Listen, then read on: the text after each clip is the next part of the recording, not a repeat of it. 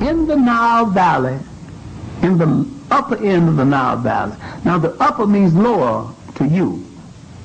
The Nile Valley, the Nile River is a contradiction.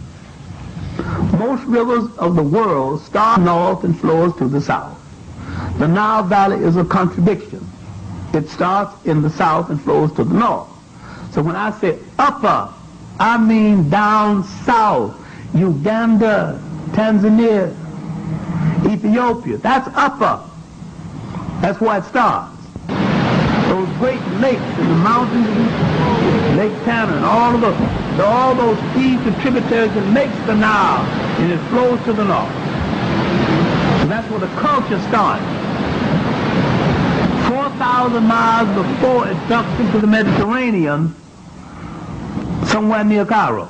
And we went back over 50,000 years. We went back in time and we came to the Ethiopian Mosi. Here we see the brothers here with the feathers on their head that we still see on the temples of Kemet. And here we see the brothers are here still one with Manechu. That's why we called the land the Kui land, the spirit land. And ancient Kemet said this was the land of God. This is the area last year I went down into Jika, down to the dawn of time, and this area right here where I was able to get with the hammer. But what's beautiful about the hammer, as I observed from my empirical observation through my research, I was able to see how the culture of the Kushite culture, the Kushite Kemetic culture, came up from them.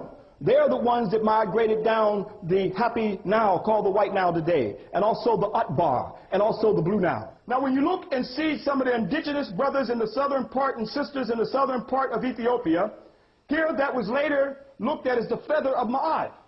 Truth, justice, and righteousness associated with an African goddess that goes all the way back to the Kushites. Especially when you see the artwork and see the early Kushites with the feather and our Kushite Nubian paintings are identical to our brothers and sisters, in the Kushite region and the southern part of Ethiopia. Now we're talking about the indigenous culture of the Nile Valley. How did Kemet, that means black, that you may know as Egypt, how did ancient Kush, after all, Kemet came from Kush. We're talking about fallopian tube of culture here that spread down the Nile. That means that we are all one culture. Egypt is not separated from Kush. Kush is not separated from Ethiopia. They are all tied together. We cannot tear.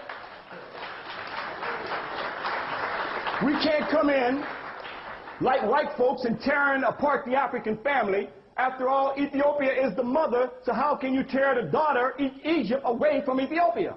Here you see the Nubians coming up out of Nubia, bringing the leopards. This is where they got the knowledge of the sacred leopard skin.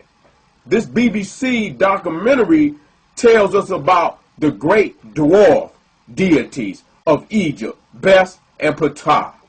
Now this is an image of Osiris, or Sar, that is in the Louvre Museum.